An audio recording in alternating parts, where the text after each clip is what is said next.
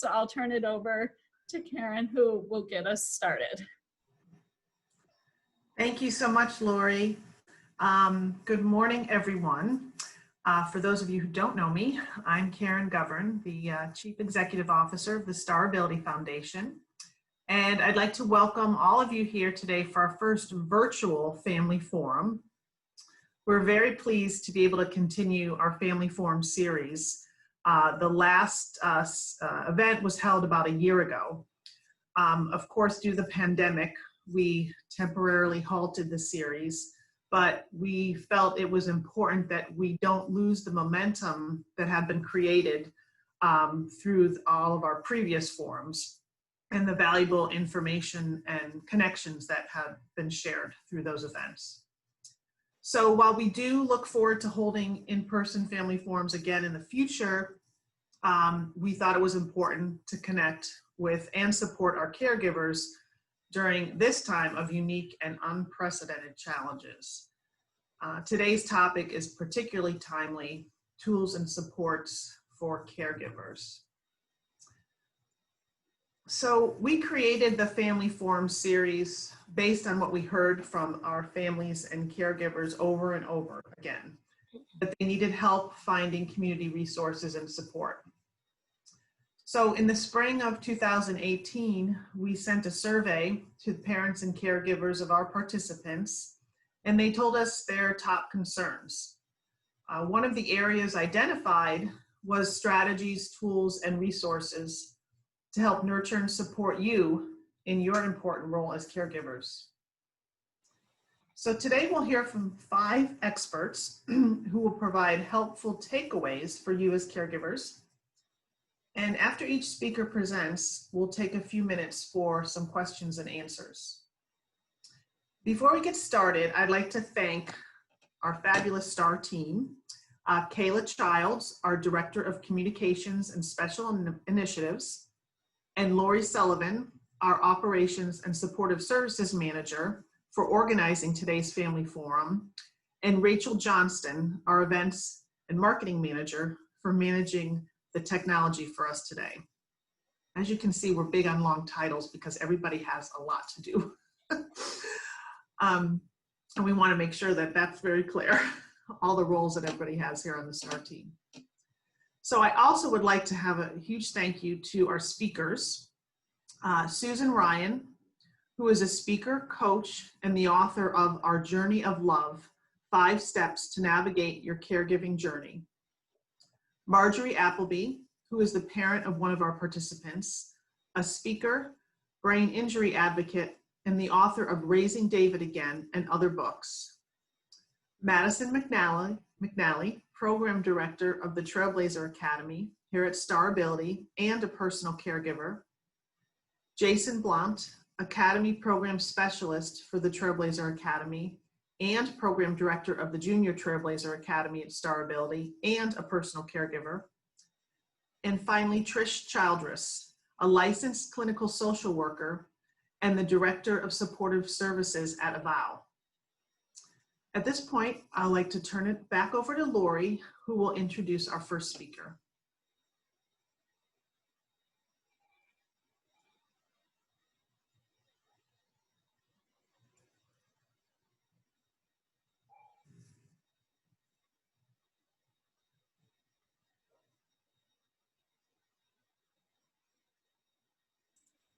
Sorry, I had a little technical difficulty. Thank you, Karen. So our first speaker today is Sue Ryan, and Sue has been in a variety of caregiving roles for more than 30 years. Sue's book, speaking, and online course detail lessons, tips, and tricks she's learned to help people navigate their roles of caregiving while feeling positive and balanced in their lives so they and their care receivers have their most positive journeys. Thank you, Sue. You're very welcome. You're going to make me an alternate host here?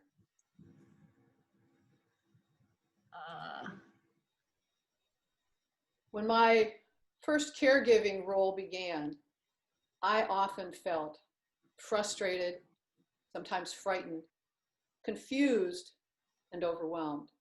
And now, 35 years later, even the diagnosis of my husband having COVID-19 hasn't changed me and disrupted my ability to be positive and balanced as a caregiver. Lori, if you can switch, either you can do the slides or you can make me the host so I can advance the slides. There we go. In the top right corner of your screen, you'll see that's my precious husband. We had 200 days originally in our lockdown, and we're now in another lockdown, and that was a picture they sent during that time. And we've navigated a number of things during that experience. What I'm sharing with you today, Lori, if you could advance the slide, please. What I'm sharing with you today are three tip areas that help us know who we are so we don't get in our own way, know what we want so we create the right path to get there, and know how to achieve it so we stay positive and balanced and feel great when we do. And there we go. The first area is embracing uniqueness. Each one of us is unique. And it's understanding that and stepping into that. And the biggest thing that we can do in the beginning of it is to give ourselves permission. Today that we can do this. Give yourself permission to be you, to be authentically you, not to be who somebody else has told you you should be, not who you may think you should be, but to be you. And the way you begin that is by becoming unquenchably curious about everything. Re-explore yourself. And here are several different areas to focus on. First of all, our personalities. Our personalities are formed when we come into the world. We come in unique. And they're a combination of our genetics and our early childhood experiences and our family experiences. By the time we're about 7 or 8, just like most of the other things, like 95% of what we do is highly unconscious. Our personalities become that way, and we just are the way we are. We're off doing the next thing. And yet, I've been studying something called the Enneagram. It's a personality informing system. It's thousands of years old, and it helps us understand the differences between our personalities. And what it does is it helps us understand how we uniquely see things in times of growth and how we react to times of challenge. And what we can do when we start recognizing that and knowing that we have control over it is that we can stop when we're when we're reacting to something and say, does this serve me? Is there something else I could choose? And so it's giving ourselves permission to explore who we are and to explore another way of doing things. The second one is perspectives. Each one of us has perspectives, and those we're developing through all of the experiences of our lives. And what's very helpful for us is to stay open to, I've learned so much from so many people who've leaned in to help me with sharing their perspectives. And yet one of the most powerful things we need to do is to make sure our perspectives serve us and they're ours, that we don't just step into somebody else's perspective because that's what they said. Very quick story on that. When Jack was in memory care, a psychiatrist wanted to analyze him, and I said, but well, before you do that, I want to have a meeting with you. And she talked about all of her experience and her certifications and all those things. And then she said, dementia, that horrible, dreadful, debilitating disease. And yes, she used the head nods as well. And that was her perspective. And that's the lens through which she looked at analyzing people through the diagnosis. And based on my perspective, I said, I respect her having hers, but I'm not going to embrace that because that's not mine. It takes away my ability to see the beauty and the positive things going on. And so develop your perspective, make sure it's your own. Purpose. When I was younger, I didn't have a purpose in my life. When I became a business professional, I was encouraged to develop one. And it really helped me recognize that what I was doing was part of something bigger. And then when I became a caregiver, I realized that making sure that I had a purpose for my life as a caregiver was very helpful because it gives me the guideposts and the guardrails for making decisions and avoiding situations that helps me realize that I'm bigger than something else and be able to make wise choices that help me be present and help my care receiver and all the other people providing care. And beliefs, oh my gracious beliefs. We develop beliefs that either limit us or support us throughout our lives. Whenever you have a belief about you as a caregiver, I'm failing, I'm not doing this well, or any area of your life that's holding you back, stop and say, well, maybe somebody told me that, or maybe I used to believe that, but does that still serve me? And especially when it's a limiting belief, finish the sentence. I'm no good at that. Well, I'm no good at that because I've never really studied it, or I'm not really artistic, or I was never trained to do this, and to walk all the way down with it and really evaluate it. But don't just accept a limiting belief because it's something. Finish the sentence, do something with it. And if it's something that you're really not good at, then this is a great opportunity for you to reach out to other people who can support you. So in your uniqueness, become uniquely you, become your best version of you, and be unquenchably curious about what that looks like. And then the second area is, again, when I started as a caregiver, I felt like I was on an emotional roller coaster and often blindfolded. And my emotions were like this, and I didn't know what was coming next. Bam, bam. And then as I began to learn, I began to become aware of more things, and I could see more of the positive in the experiences. And what I recognized is that there were 4 stages that I was going through. I'm giving you 3 gifts today, and this is one of them, and I've got a lot of detail in it. And the ultimate goal for me was to become resilient. And one of the other speakers is going to talk in more detail about that. But what I wanted to make sure you understood from where I'm coming at is that in each of these areas, when, let's see, here we go. In each of the areas that we have, that, let me just come, it was popping, there we go. That we recognize where we are in each one of those stages. And the important reasons for those are that we don't stay stuck in a stage, that the emotions or the relationship we had in a particular area of our caregiving journey, that we're exploring and growing and getting outside support so that we can continue to move to becoming resilient. Oh, resilience is so amazing. Each one of us develops resilience throughout our lives, and it helps us bounce back and grow from our challenges. And it gives us access to our most positive traits and characteristics so we can be better in our roles as a caregiver, in all the roles of our life. And so when you read that, you can see where you are in each one of the stages and identify where you want to be going. And then if you're struggling in an area, it's a great time to reach out to the support characteristics. And what you ultimately want to be able to do is the next piece. And this is something that I came up with. It's just called massive acceptance and radical presence. And it came from a particularly challenging experience with my dad. My dad had been diagnosed with a type of dementia. I was watching him, and one night he wanted to walk the dog. I'm going to walk the dog.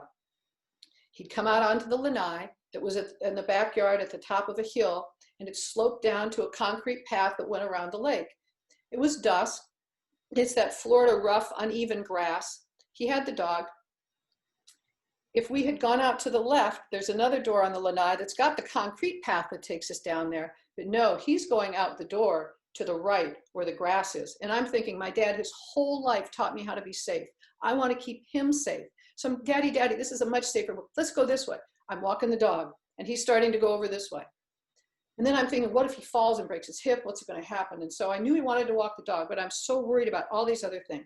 So out he goes. Well, he's getting agitated. I'm getting agitated. The dog is agitated. We go down the hill.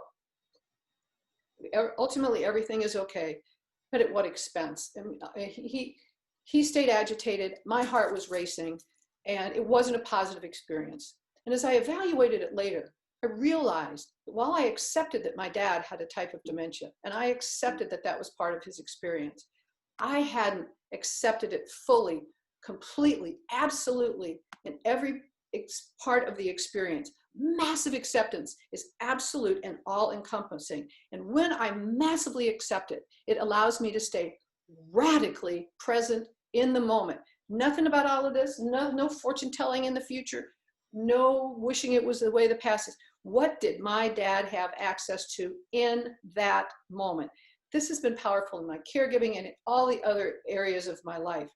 This is what the experience would have been like had I practiced massive acceptance and radical presence when my dad said, I'm gonna walk the dog. I would have seen that all my dad had access to at 5:30 in the evening was walking the dog. And he knew to go out that door to walk the dog. He didn't know anything about safety or anything like that. And so what I would have just done is I would have said, Daddy, I think that's a great idea. May I please walk with you? Let's go. And I would have opened the door, and I would have held the door open. And then I would have stayed on his right-hand side. So if the dog started to pull, I could grab the leash. I would have stayed slightly in front of him in case he started to stumble. And the entire time I would have talked lovingly to him. And I would have been talking softly to him, and I would have talked about things that were memories that he had access to. And it would have been a much more positive and calm experience. Massive acceptance and radical presence. When they called me and said, your husband's been diagnosed with COVID-19, I didn't feature, oh my gosh, he's going to die. I didn't say, oh my gosh, I wish we could have that. I said, okay, that's what we're dealing with now. What do we do? Because right now I'm a care partner for him, and I'm a caregiver, a primary caregiver. And so there were a team of people I did not have access to who had to make wise choices on his behalf. How do I support them in the choices and the decisions they're making so we can all have the most positive experience? Massive acceptance and radical presence. And that's how we achieve our goals for the experience. I really appreciate your time today. I have 3 gifts for you, and there are things that I have come up with. One, I mentioned to you about the 4 stages of the emotional roller coaster. And I kind of highlight about resilience and the roller coaster and what they are, so you can kind of look and see where you are in each of those areas and see if there are areas that you'd like to move to, and identify how you want to get to where you want to ultimately be, which is resilient and positive and balanced. I also came up with navigating the elephants in the caregiving room, and I used the metaphors of elephants. For example, the first one is with the parable of the elephant and the blind man, and that's based on perspectives that we have and how to navigate our perspectives. And the second one is how elephants are trained, so we can learn how to reevaluate our beliefs so they serve us. They may have served us in the past, doesn't mean they serve us now. So reevaluate them so they serve us as where we are today and prepare us to move forward where we're going in the future. And then how to break things down. How do you eat an elephant one bite at a time? How do we break things down so it's not overwhelming, so we're not overwhelmed? And then the elephants in the room. How do we navigate some of those challenging conversations? And I also came up with affirmations that support me in my role as a caregiver, and I'm sharing those with you in hopes that they might help you. If you'd like to connect with me, anything, I've got so many tips and things I'd love to share with you. If you've got questions, please feel free to reach out. My website, SueRyan.Solutions, is being finalized. They had a little glitch with it, so if you go there now, I don't know what you'll see, but it won't be my website, but it will be there very soon. OurJourneyOfLove.net is my current website. The book I wrote on Amazon is Our Journey of Love, 5 Steps to Navigate Your Caregiving Journey. And I have a Facebook group where we have conversations in community and share tips and strategies and stories. And then I'm finishing an online course that I'll be making available in January. So if you're interested in taking that, please don't hesitate to reach out to me by email, and I'll put you on the list. So I thank you very, very much for your time, and I open it up to questions if anybody's got them. Thanks so much, Sue. If you have any questions, please go ahead and unmute yourself, or you can send a message in chat, and we'll take a couple questions now.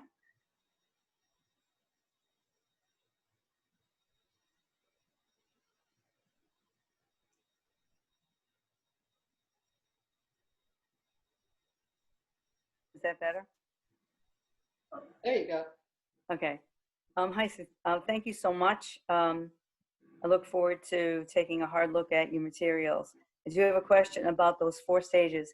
I know you're probably familiar with the 4 stages of grief and how a person can vacillate from denial into depression, into coping, back to anger, that situations will trigger a movement in that circular process of dealing with grief of any kind. Is that also true of your 4 stages? It absolutely is. And the reason I identified what typical emotions are in each one of those and laid them out like that is so that we can just simply see where we are. And there will be times, because we can't practice emotions we haven't had, and we can't practice experiences we've never experienced. And so while we may think we're doing really well, think of COVID. How many of us, had a reference reservoir for dealing with COVID? So that may have put us in a different stage based on the experience that it is. And that's going to in our lives. Our lives aren't linear. They go back and forth. So you're absolutely correct. What the purpose of having the information there is so that we can kind of see where we're at. And it helps us understand what kind of support we may want to get, or what we may be able to do in exploring ourselves more. But yes, it's absolutely.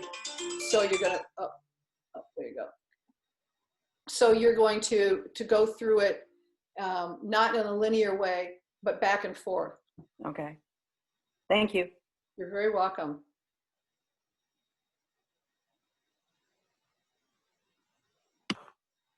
Do we have any other questions at this time?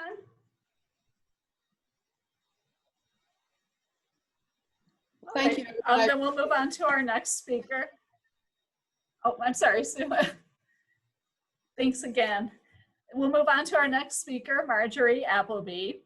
Marjorie is a national award-winning author of Raising David Again, speaker, and brain injury advocate. Her son, David, is a participant in Starability's Trailblazer Academy. Thank you, Marjorie. Thank you, Lori. And good morning, everyone. I'm going to try to advance these myself. Okay. How about now? Okay. I became a caregiver by accident. And what I learned along the way filled a volume called Raising David Again. David had an accident. And so when you're a mother, you are a caregiver. But I never dreamt I would be a caregiver for someone with special needs. So whether you care for a child with special needs, an aging parent, disabled family member, they have similar challenges. And I'd like to piggyback on what Sue has already said, because you may hear similar information from our speakers today, but it can't hurt to hear it repeated, as we have had similar experiences with giving care.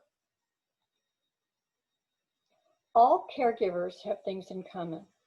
We put ourselves in another person's shoes. We assist with daily activities when needed. We speak to our special person as our equal. Tone of voice has a big thing with David. Take our responsibility seriously, and we are patient and kind. Caregivers come from different places. My sister is here with David, and she does care for him on occasion, but we have Miss Rita, who is an extraordinary caregiver. Before the pandemic, she would pick David up for the Starability social events. David's dad and I share caregiving duties. But support groups actually helped me to understand David's brain injury and became his voice. David could not speak because he has expressive aphasia. So the Brain Injury Association of America gave me information that helped me along the journey after his accident. The Brain and Spinal Cord Injury Association of Florida also gave me information, but it was, like Sue said, you're overwhelmed. You don't know what to expect or where to turn. Miracles Among Us is a brain injury awareness support group that is local. You can go to Miracles Among Us or Google it online. And of course, the Starability Foundation has a Trailblazer Academy, who has been our lifeline to sanity. What I learned over the last decade as a caregiver is this. You need to recognize that you may be going through the stages of grief without knowing it. This is what Nancy said. And the 4 things that Sue has also mentioned. You need to seek help if you cannot understand it. Others will help you. The support groups often help you understand those issues, but let others help you when they offer. You need to also step away from your responsibility occasionally. Get a sitter, a friend, a family member to assist, and take time for yourself. Make a list for the sitter, caregiver, so you don't have to worry when you are away. Now, I've prepared a sheet, my tip sheet that's back and front, so you will find these tools and tips on that sheet that will be available to you if you didn't get it already. I found out that when I asked David an elaborate question, he could not answer. But when I asked him yes or no questions, which takes a while for you to figure out how to reword your sentence in your brain, it relieved his frustration and also eliminated mine, because then he could answer yes or no. However, there are times where yes means no and no means yes. Hi, what happened there? Went boop. Don't say, don't you remember, because that would get him a little upset as well. So instead, say, do you recall? This helps other people too. When you're in a crowd with other participants, they may also be experiencing the same kind of issues. So I apply these things I learned to that as well. You need to understand and appreciate the quirks. David likes everyone to know who he is. So he has a name badge. When the name badge broke, Starability made him another one. He likes to know who he is. What do you want your special person to know? Wait a minute, I have to go back. There's a thing that was missing from that. What do you want someone to know about your special person? You may have to do another name tag, which is what I did for David, because this explains to people what his aphasia is. And it helps people to communicate with him. They understand, or, it's just a short explanation. So David has a new name badge from Oak Seat to Table, and he's very proud of that. Oh, here's that. What do you want your others to know about your special person? David also has quirks. One of them is that he is a timekeeper. He has 12 watches. Yes, he does. And I have lost track of how many Fitbits he has. David takes pictures to help him remember. They become his memories. So this is last year for his horse riding trophy, Starability Walkathon, and I took a picture of him. See his name badge down there, because it's important for him to let you know who he is. He also takes many, many selfies. After COVID, of course, he's there in his little cubicle on his Zoom classes, and I must tell you, I never thought this would work for him, but he is so engaged continuously. If he's not on his Zoom classes, then he is working at Seat to Table, or he's at his writing lessons on Thursday, or he's out to lunch with his dad. But basically, he is engaged all week. It's amazing, absolutely amazing. I also asked him what he ate today. These are David's pictures. He actually took these pictures. Yes, that is a gigantic cookie. But the filter that tells David he's full doesn't work. And you will know what those filters are. It's the ones that you teach your child from birth to behave in public. But he has trouble with food, and he never did before. So previously, before his accident, he really didn't eat well. Now he does. And now I have to rein in the amount of food that he does eat. So having the Zoom classes about nutrition from Starability helps to reinforce, and he will actually say, no, I'm full. So that's a very, very good thing. So I monitor what he eats and drinks, and does, because headaches side rail David. So we don't exercise to the point of exhaustion. and we try not to overdo things. Yes, he still walks every morning, but he does shorter walks. Okay. We have some do's and don'ts that are also on the tip sheet. Do prioritize. This keeps you organized. What must be done each day to keep your level of frustration low? Because yes, you will get frustrated. David uses his calendar on his phone and about 7 other paper calendars that he crosses out each day. There's one of his little quirks. Don't let people or things get to you. Like Sue said, you know, you only those who have experienced a similar situation know what you are going through. I don't know why it's going so quick. Do get as much rest as you can. You all know when you have a baby, you're sleep deprived and you make mistakes. So you need to rest when the baby rests. So this is the same idea. You need to rest when you can. Take a nap. Do talk to others who have similar situations. Find a support group. Shared moments often open the door to discussions and facilitates dialogue, which in turn helps you to cope.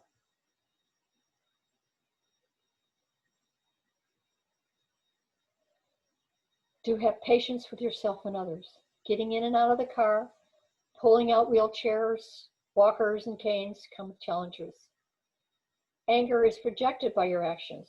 Try to count to 10 if you have difficulty doing this. This came from Amy Morin. She's a psychotherapist. 7 scientifically proven benefits to being grateful.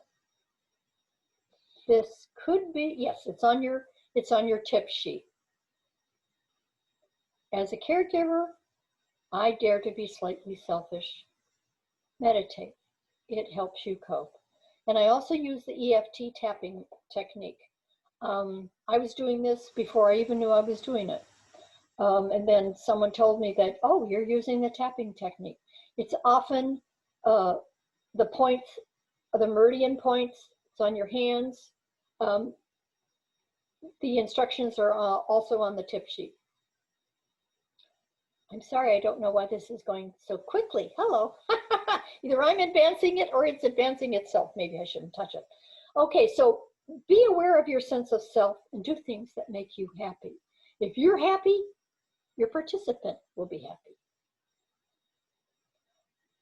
Writing became my salvation. I wrote a lot of stuff before, but I never put it into book form. Take one day at a time. Don't abandon what you love to do. Work it in somehow. Map your day to include activities when you have the most energy. And don't forget to laugh, because humor can be found everywhere.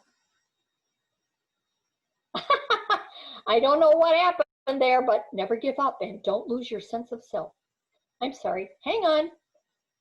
David's book and the booklet can be purchased together, and they are at the Star Store. Or you can purchase them from my website. Okay, dokie. Now I'm done. Are there any questions? Thanks so much, Marjorie. If you have any questions, please remember to unmute yourself. Hi, I do. Can you hear Okay. me? Uh-huh. Okay, it's Mary Lee. I can't see anyone or myself on here right now. Marjorie, can you hear me? Yes, I can. Okay, great. I just wanted to make a comment. I really enjoyed everything that you said today. And over the last 3 years, I've had opportunities to be with your son, David. Oh. And there are times in your life, I'm a very busy, active person, multitasking. I forget to slow down sometimes. But there are people that come into your life, someone like David, who, when I see him, I take a deep breath and my world just slows down, because I know I need to make time to talk with David. And he's very expressive with his eyes, and we can have our conversations. My background is speech and language, and my master's is in deaf education. And of course, our daughter Hannah is a participant and on staff at Star Ability. But David is such a beautiful, unique human being. And I truly have enjoyed getting to know him. And I want to go get your book. Thank you so much. That means Oh. a lot to me. You know, when you don't expect to be a caregiver, and you are, he was 32 when he had his accident. He had to learn everything all over. We taught him everything all over again, even brushing his teeth and tying his shoes. So he was a nice man before the accident. But I have to tell you, I totally appreciate this because, you know, it was those times I was in the grocery store where people would walk up to me and say, "Are you David's mother?" So this, thank you. Thank you. And your Hannah is.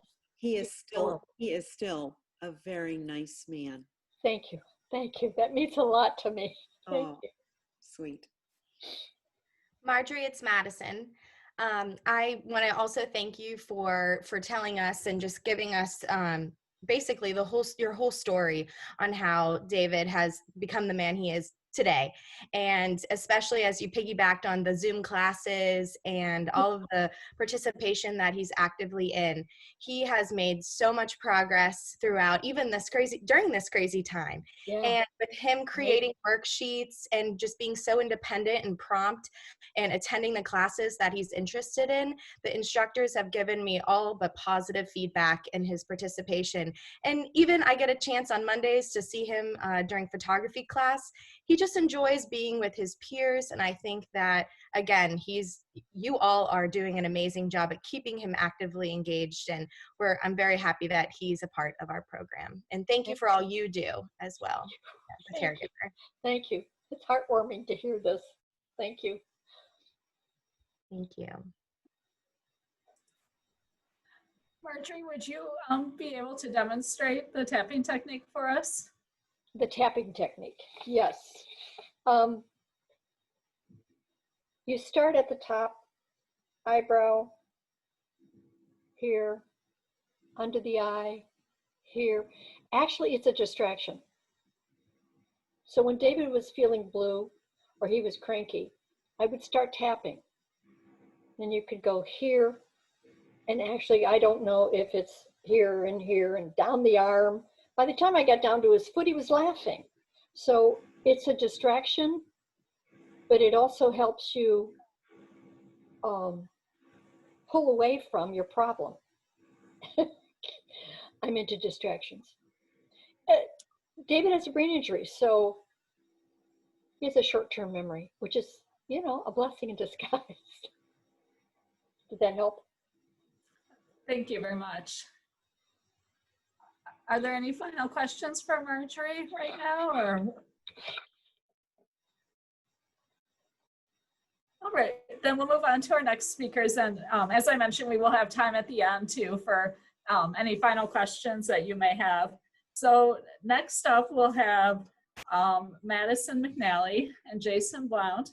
Madison is the program director of Star Ability's pioneering outreach program, the Trailblazer Academy. She earned her BS in community programs with American Disabilities, adapted physical activity, and her MS in adapted physical activity. After moving to Naples, she became a caregiver and job coach for one of the Trailblazer Academy participants. Her experience has been life-changing, and she continues to advocate for the rights, needs, and meaningful opportunities for individuals with disabilities in the community.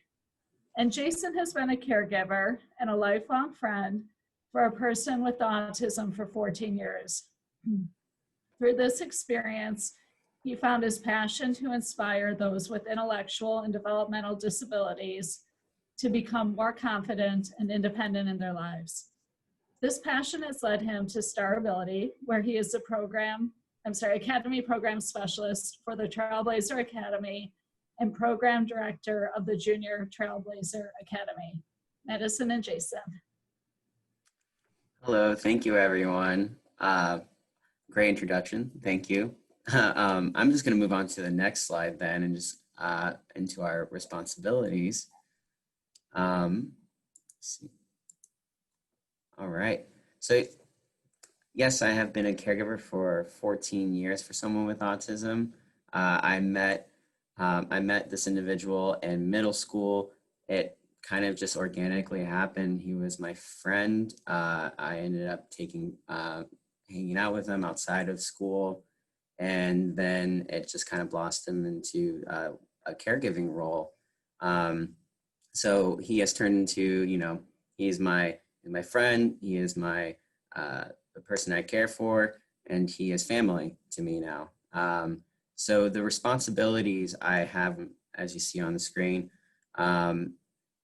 they have definitely lightened up a little bit with my aim with caring for this individual is for him to become more independent, though these responsibilities are still necessary.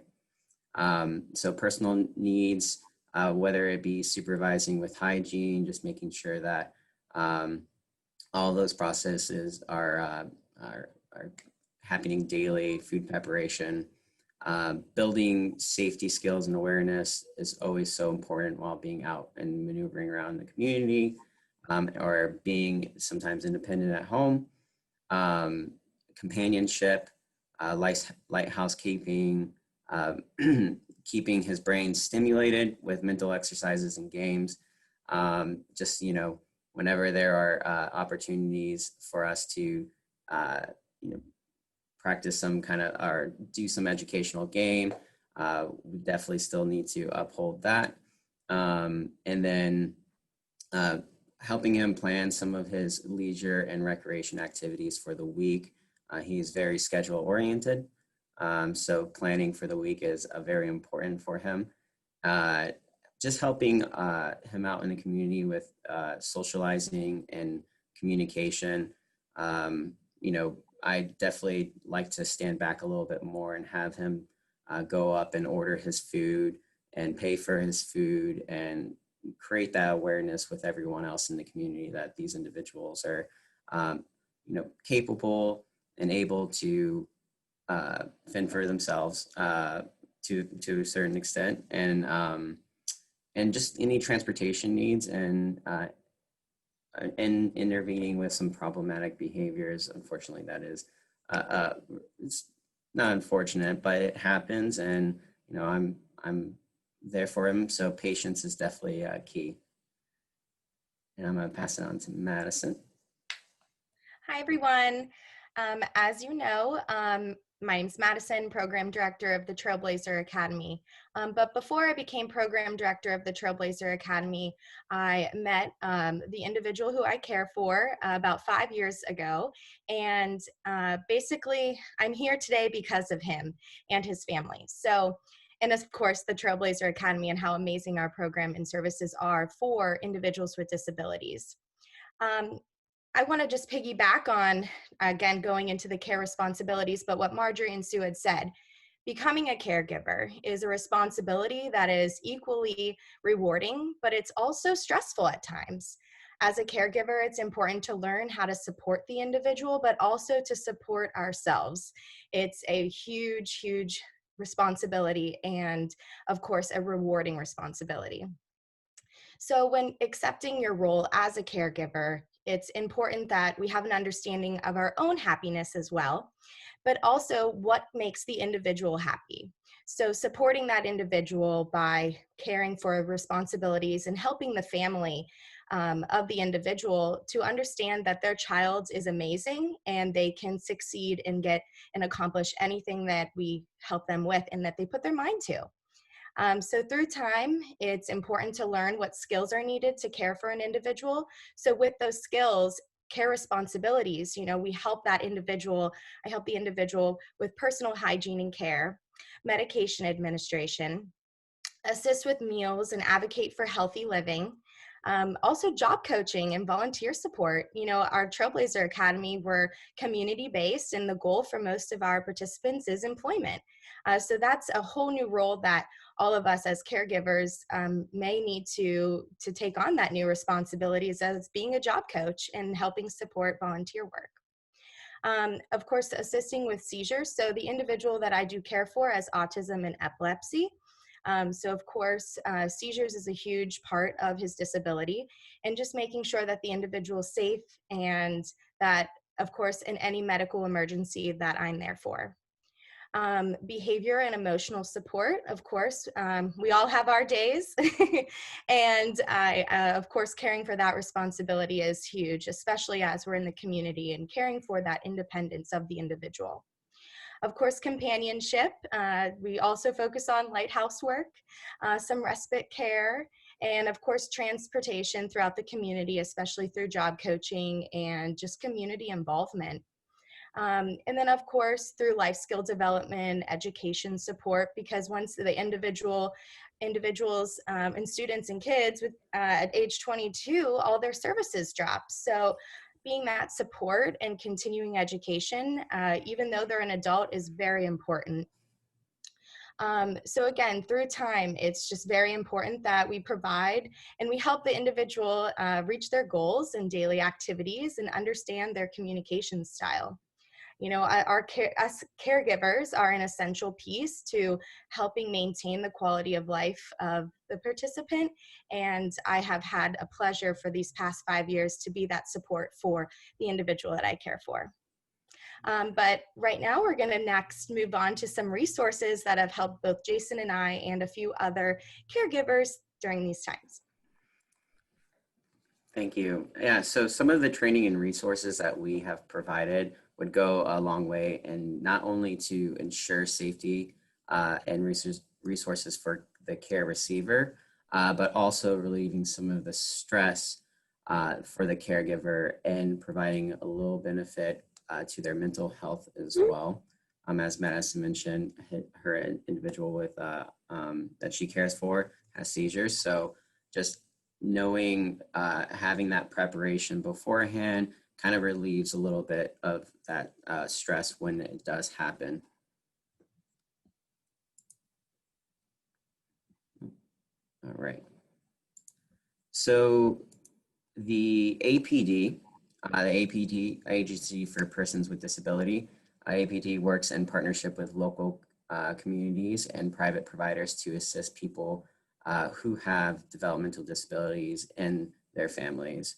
APD also provides assistance in identifying the needs of people with developmental disabilities for supports and services. The courses that are provided on their website are available to everyone. It's kind of hard to see in the picture, but if you visit their website, you can hover over the provider link and go to trainings. The trainings will take you to the APD portal.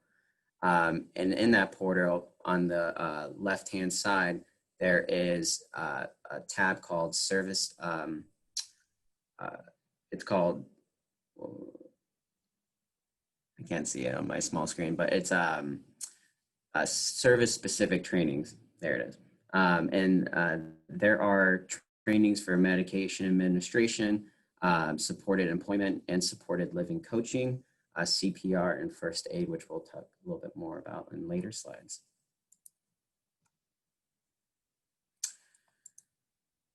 Consumer Direct Care Plus. This CDC Plus is a long-term care program alternative to the Medicaid home and community-based services Medicaid waiver. The program provides the opportunity for individuals to improve the quality of their lives by being empowered to make choices about the supports and services that will meet their long-term care needs and to help them reach their goals. This is a participant-driven program, and the reason why I'm sharing it with you is that if you are caring for someone who is on Medicaid and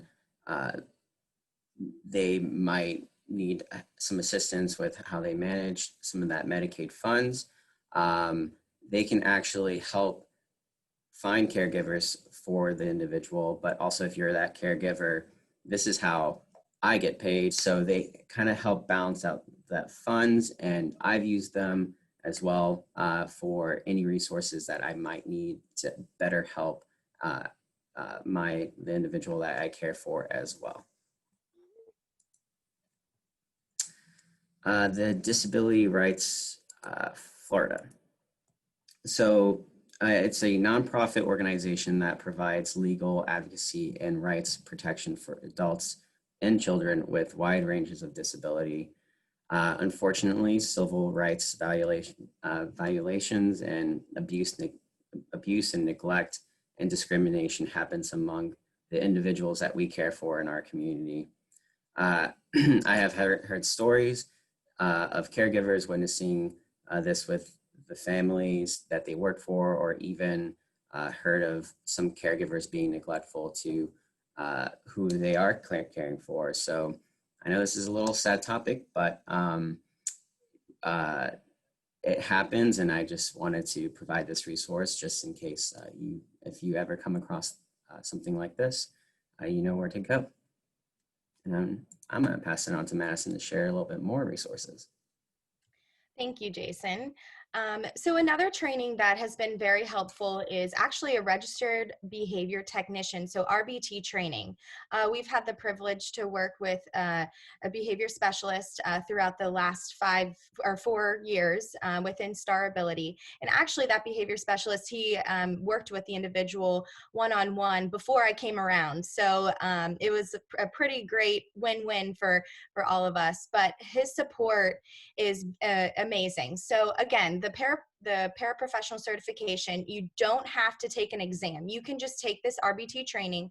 It's roughly 40 hours, and it gives you a better understanding of behaviors, modifications, how to intervene at the right times, especially during within individuals that may be in the community. It touches base on just, again, the professionalism and the support that we can provide for individuals with disabilities. So we provided a link. All of our staff at Star Ability for Trailblazer Academy have taken this, and the RBT training is very informative. And there's a few other websites and sources that you can use for this RBT training as well. The next training, or just what it's great to have, is of course first aid, CPR, AED. This is a must.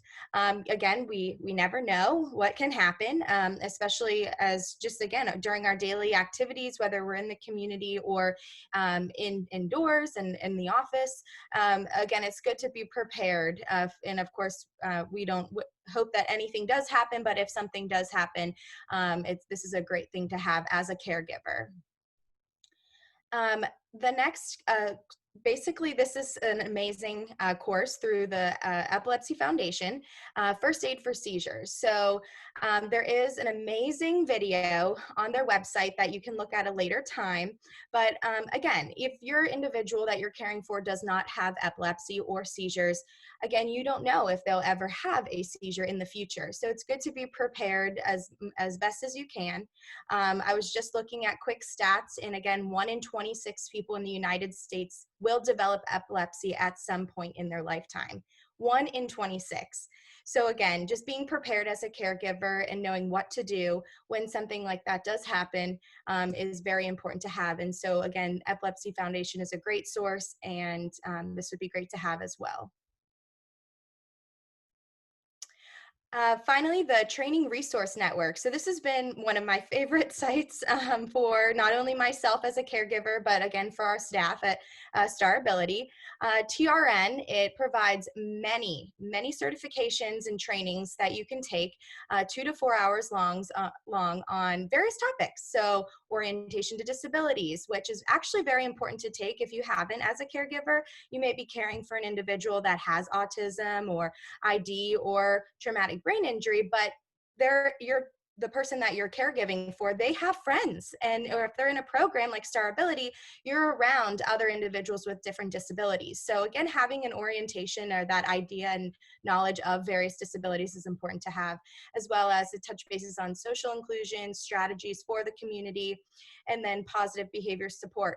But if your individual actually does become employed, they actually have an employment bundle on TRN. It's an amazing bundle, and it touches base on, again, just the inclusion part of being in the community, and how your individual can connect and communicate, and what support you can provide as a caregiver, or if you are a job coach. And again, just some other great trainings. So the community, the TRN has amazing courses to take. It is a cost. It's not free, but it is a very small cost, but great information on this site for caregivers to look into. And I think that's it.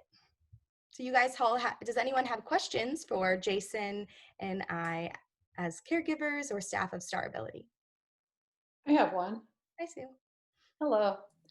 I remember at different times in my caregiving journey, it was very hard to find the resources that would help me. Part of it was I didn't know what I didn't know, and I didn't know how to find them. You have identified a lot of really valuable resources that are out there. If I didn't know what it was I didn't know or how to ask the question, what would you recommend as the best way to figure out and find out about all these amazing things?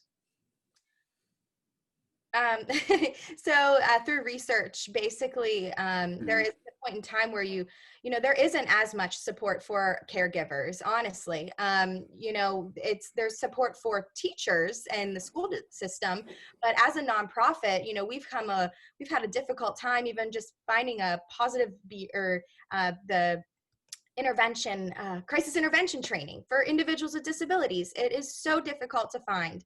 So just basically researching, Googling, as soon as we find a great site. Jason just found one a month or so ago, and even a newer RBT, training that was even better than the one that I took. You just have to constantly research and see what newer things are coming up. But I know Star Ability has a great tab on its website for resources for individual or for anyone on our site. Or anyone looking for resources. So as soon as we find resources, we'll put that on our website for the community to go to. And if I can add, you can also call Lori and then get in touch, and then she can reach out to all of the staff here at Star Ability, and we can get all some collective ideas together and try to help anyone out looking for information. Which is really great, because I know that one of the things that's so helpful in a role of caregiving is that throughout the stages of my roles of caregiving, there have been times where in the beginning you really don't know what it is you don't know, and then you develop expertise, and then you kind of do know, and you can kind of figure out how to navigate it. And it's hugely valuable for the caregivers to know that they have some place to go. So even if they don't know how to ask the question, they don't have to feel alone or overwhelmed, because you have access to the information. So thank you very, very much. It's great. Thank you. And Nancy? Thanks, Madison. Thanks, Jason. Wondering if this PowerPoint's going to be available through the website. How the PowerPoint has so much information, just as a personal resource. Will it be available on the website, or will it be shared with us as participants in this forum? How will it go out? Lori? That's a great question. So we're going to share it with everybody who has, all attendees and anybody else who requests it. And because we're recording today's session, we do plan to make some portions available publicly too, or the whole thing. We'll get that sorted out. And also, just going back on, just because there is a lot of information, I've received a lot of links, even from parents of our Trailblazers, that, hey, I came across this training, or this article, or this research. So if you all find information that would benefit us as caregivers and our staff of Star Ability, please share with us, especially if you're out of state or if you're in state, what resources, because there's information flying around everywhere, and it's good to capture it if we can.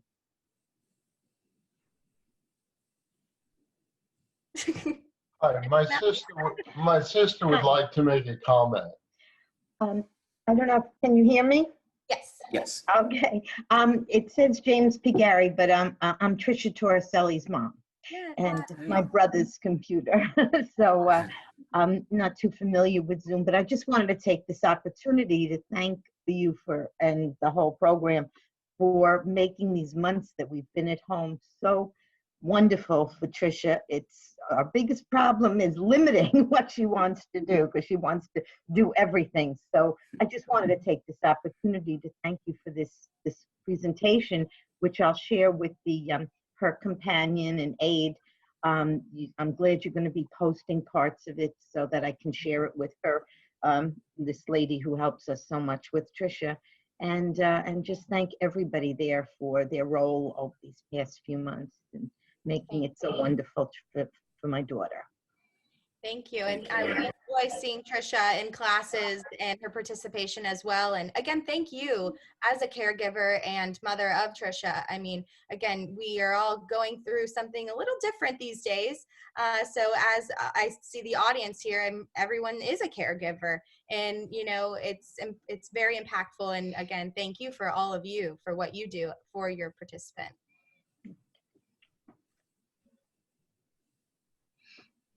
I think that's it. Any other questions? All right, so we'll move on and to our next speaker. And thanks so much, Madison and Jason. So our next speaker is Trish Childress. And Trish is a licensed clinical social worker and a certified social work supervisor. She has extensive experience in the field of social work, specifically working in healthcare. Trish joined AVOW in 2019 as the Director of Children and Adult Programs and AVOW's Palliative Program. One of the programs that Trish oversees is Caregiver Support Services. And then Trish is also going to share with us an opportunity that she's going to be offering early next year. Thank you, Trish. Hi, everybody. So I seem to be an expert in my field, but not an expert in this computer system world. So I do apologize as I try to move my slides. Just get started here. For some reason, it's not allowing me to do it. Let's see, keep trying here. Have you been made a co-host? I am, and it's just, for some reason, the little arrow is not letting me move it to the next one. But that's where I want to start, with the sunshine, kind of a happy day opportunity for us as I talk about a subject which is a little bit heavy. I want to thank you all for the opportunity to be a part of this forum today. It has been my humble honor to recognize each of you. Your roles as parents, teachers, and caregivers is unlike my professional role or my personal role when I was raising my children. I was, however, I'd like you guys to know, raised in a family that had 2 children with complex health conditions. I want to honor my brother Michael and my younger sister Jill, who were both born with genetic defects that caused them to have a life-limiting condition. Those experiences growing up in my home shaped me in ways that I was not fully aware of until adulthood. So as I present to you today, I reflect on my mother and my father and their challenges of raising their unique family. And I honor each of you. And although I don't have first-hand knowledge of being a caregiver like you all have, in your daily roles as parents, teachers, or caregivers, I do have an appreciation and compassion for each of your roles and how your efforts impact the students as well as one another. So the sun was one of my mother's favorite things, so that's the start of my slides. So if I can have you help move my slides maybe to the next one. Thank you. Maya Angelou wrote this eloquently. I did then what I knew how to do. Now that I know better, I do better. So today I'd like to really focus on a word called compassion fatigue. I'm going to give you several definitions about compassion fatigue, and I'm going to discuss some signs and symptoms of fatigue that I wonder if all of you might be able to resonate with. What is compassion fatigue? Compassion fatigue is, by definition, the emotional and physical exhaustion leading to a diminished ability to be empathetic or feel compassion for others. It is often described as the negative cost of caring. Compassion fatigue goes hand in hand with the word burnout. Some people have a hard time with this word as well because of the negative stigma that goes along with it. But here's the definition of burnout. Worn out. Often happens gradually over time. Things that inspire passion, drive our enthusiasm, are stripped away as tedious, unpleasant thoughts take over. I wonder if any of y'all can think about a time in your life when maybe you had that feeling of overwhelmness. Perhaps you're feeling that way today. There are several other words that are associated with the word burnout and compassion fatigue that I want to just touch on. The word caregiver stress. Caregiver stress syndrome. This is defined as a physical, mental, and emotional exhaustion that typically results from a person neglecting their own physical and emotional health because they are focused on caring for a disabled loved one. I wonder if that really resonates with y'all.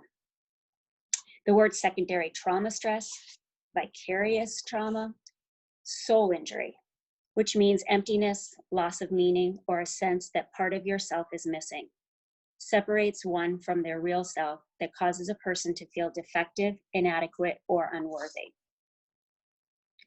Does any of this click with you guys? Why are so many words that describe the same meaning and feeling?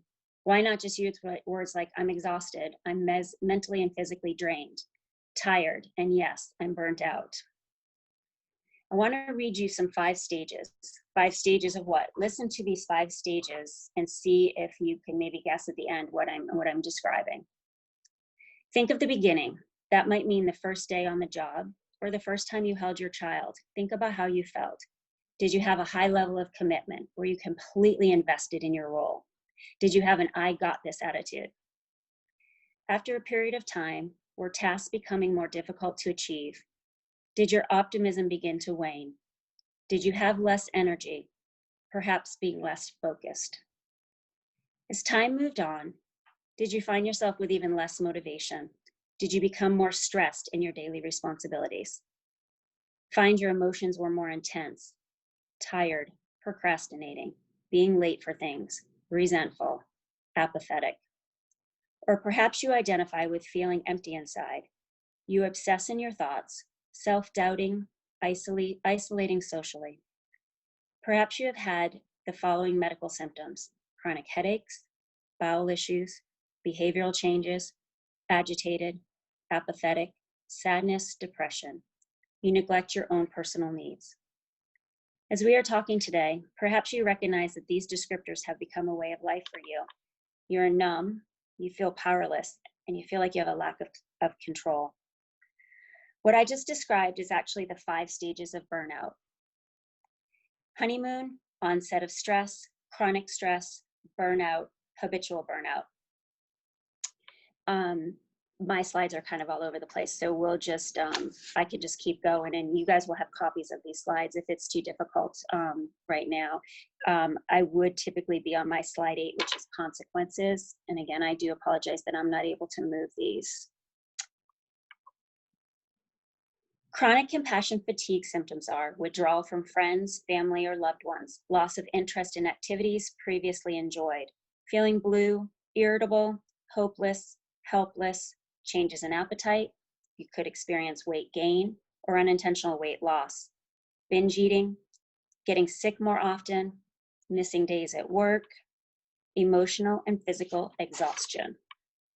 These symptoms can be gradual or happen over time. They can come in waves, or they can just unpack themselves overnight and plan to stay. I want y'all to keep in mind the unreasonable demands that we place on ourselves as caregivers.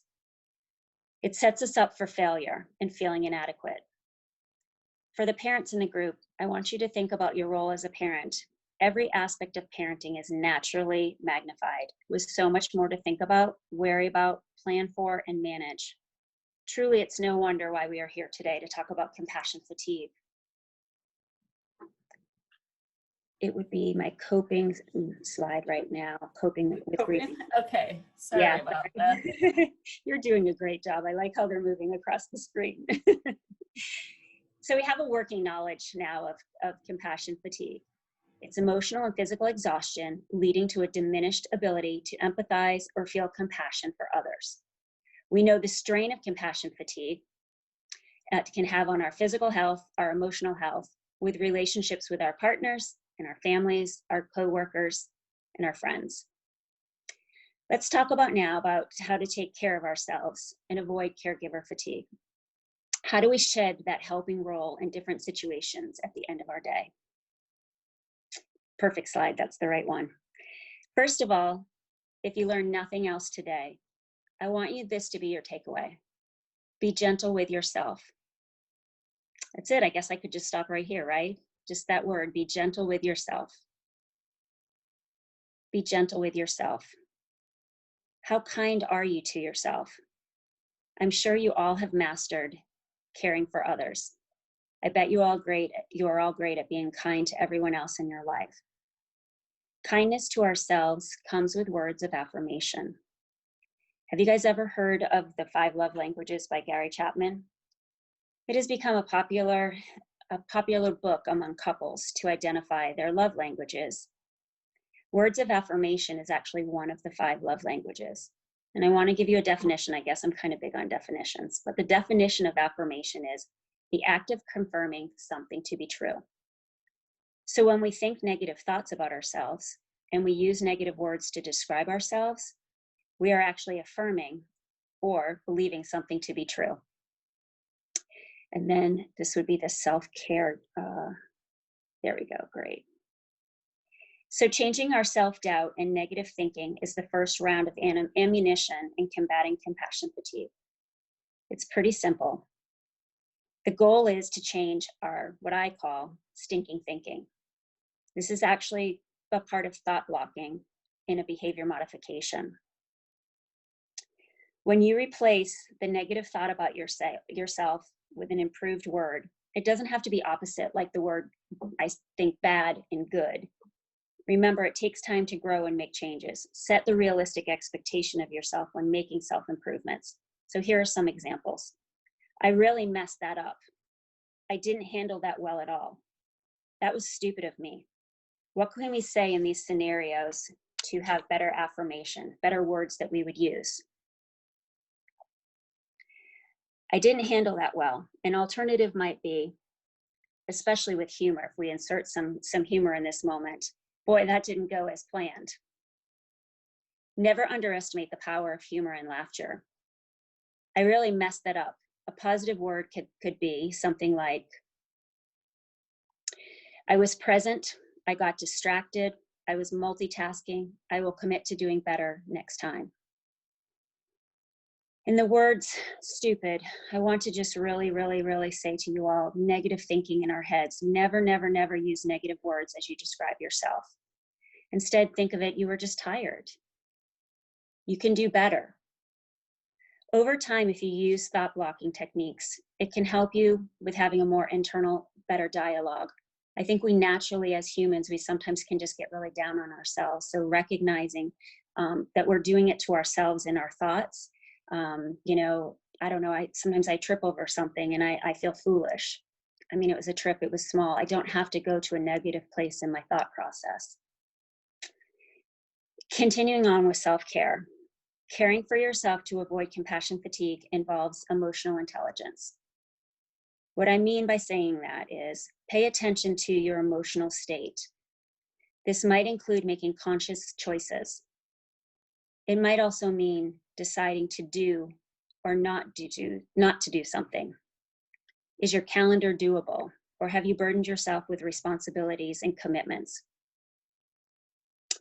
Slide that has simple on it.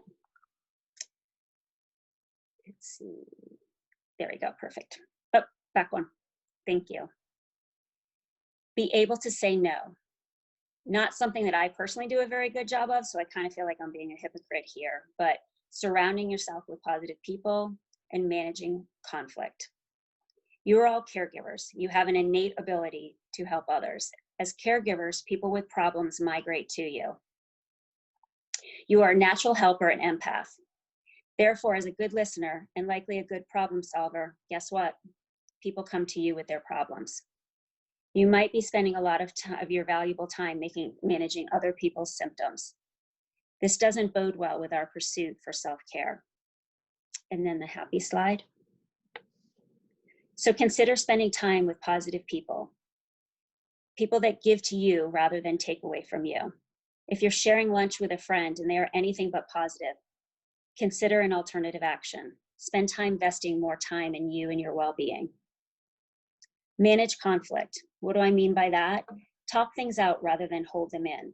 If you are unhappy about something, find outlets to appropriately express yourself. This is not natural for many of us. Therefore, so many people hold things in and it impacts your stress and ultimately your ability to be a caregiver. slide 13, which is say it. Learn to direct conversations with the lowest level of interruptions. After kids are asleep, if a conflict is at home, behind closed doors at work with a friend.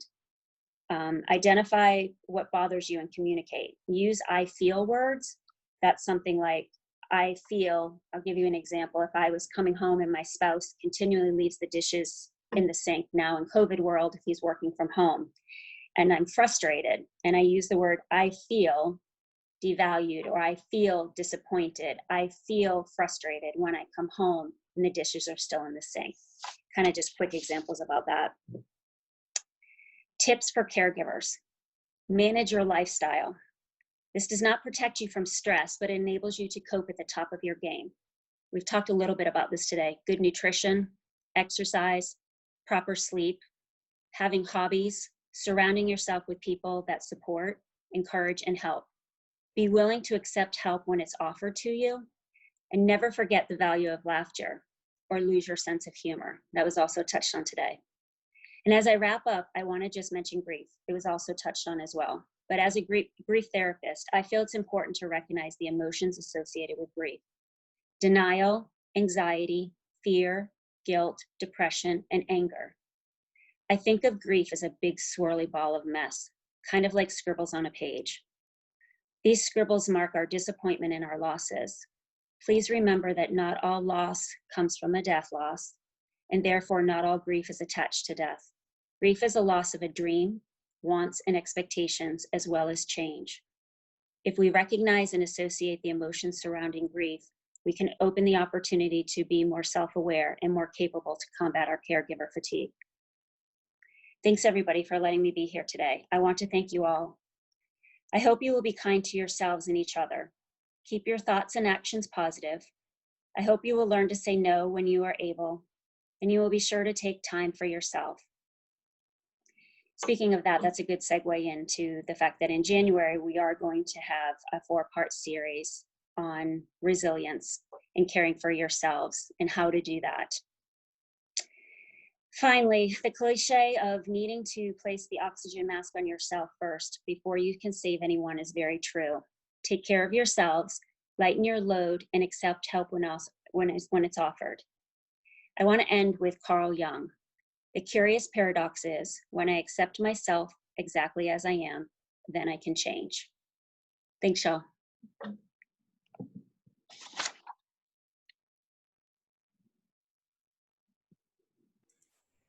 Thanks so much, Trish, for that presentation. We're gonna go ahead and stop the screen share so that everybody can see each other again. That worked really well before. And take some time for questions specifically for Trish. And then there may be some remaining questions for a specific speaker or for any speaker. So then we'll open it up for any other questions.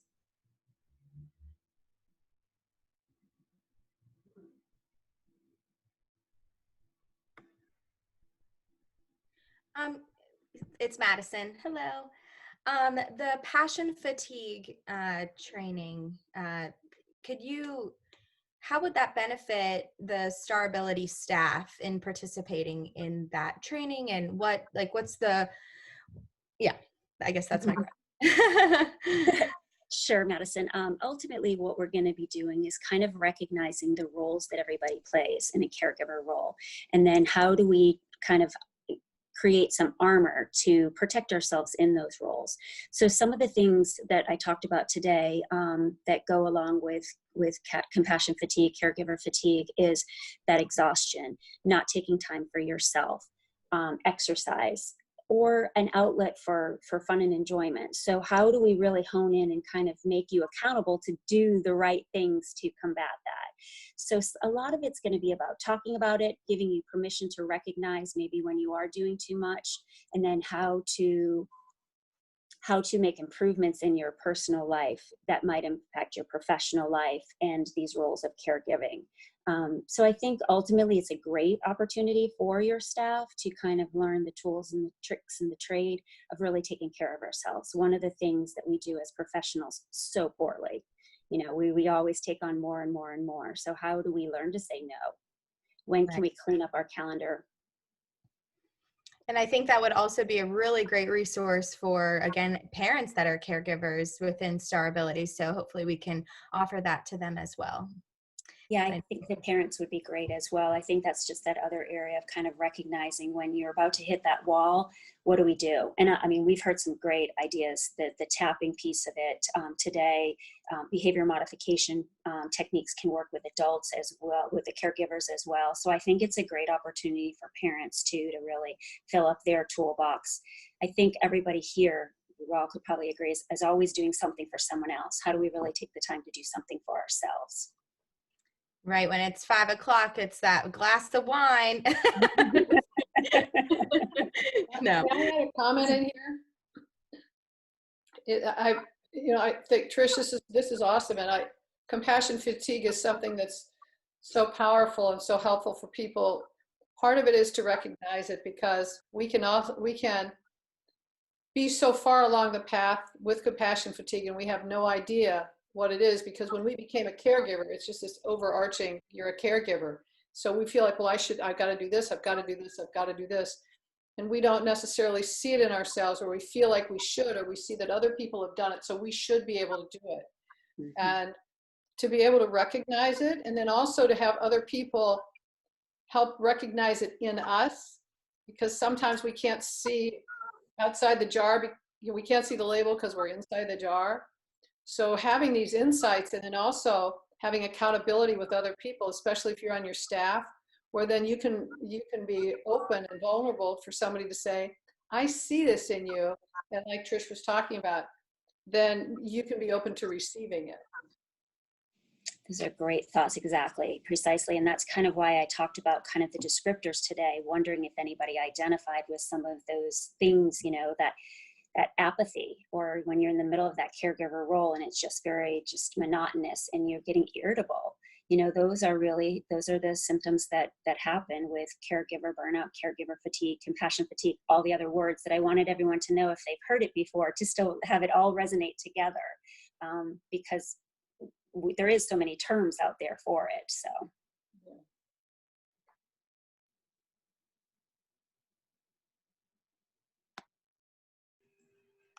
I have a question, Trish. This is Karen Govern.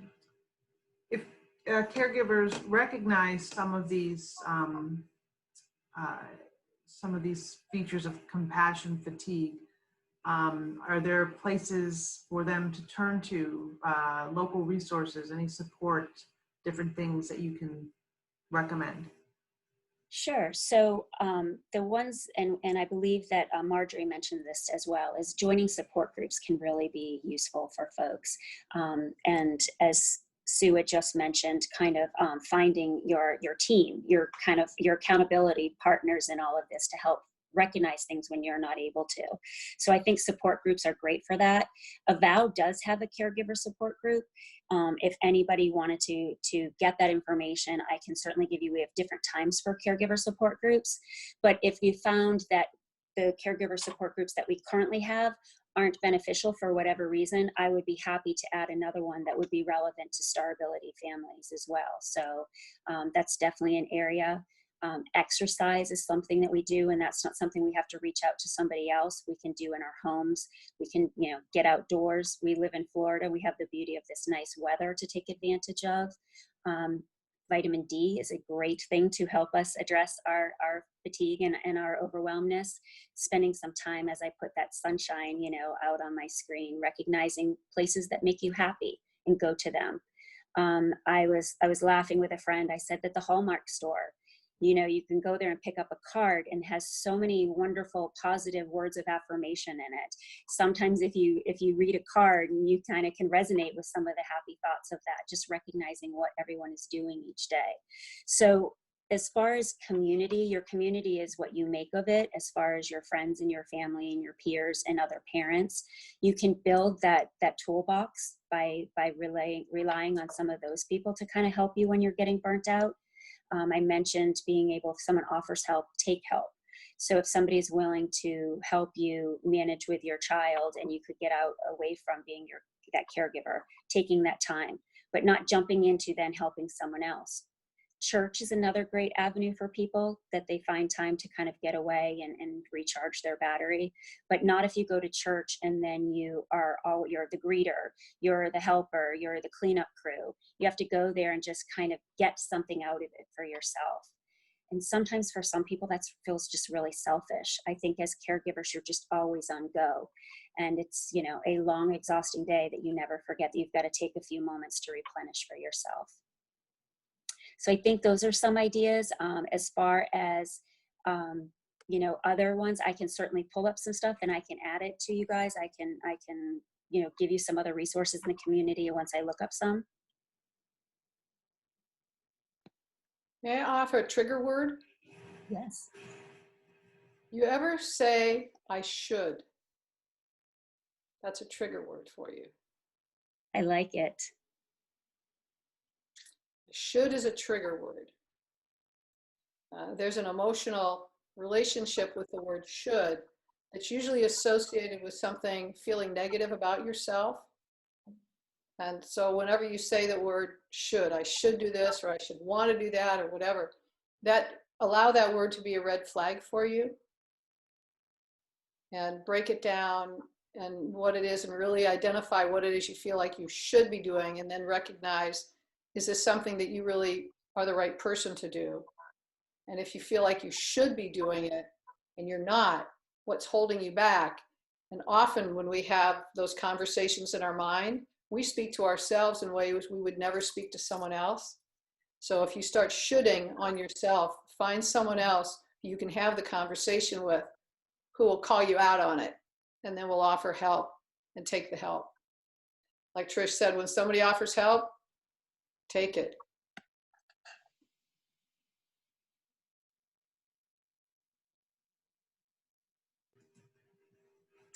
Well, are there any more comments or questions before we wrap things up? I just think, again, just all of the information that we've taken in and learned today. I've learned something new, and I hope you all have. And again, with all of the resources that are available, especially coming from all of the speakers' perspectives, you know, you kind of have to put your mind into their role. And that's what I was doing when everyone spoke on what everyone has experienced or has experienced with their loved one with a disability. So again, there's so much to learn, and so much that we have learned and we can continue to learn. And again, to advocate and spread awareness about not only the individual and their abilities, but what we're all doing as caregivers as well. So thank you. And Trish, that was great as well with the information. And we'd love to have any resources that anyone does find for Star Ability. Yeah, I want to just conclude then by thanking everyone for being here. Thank you, Trish, for your great presentation and for helping us understand that the caregiver, how they should be aware of compassion fatigue and making sure that they take care of themselves, all of our caregivers. Thank you to Madison and Jason for your wonderful presentation, for all the work you do so passionately every day for Star Ability and our mission. And then the time you spend on your own being caregivers.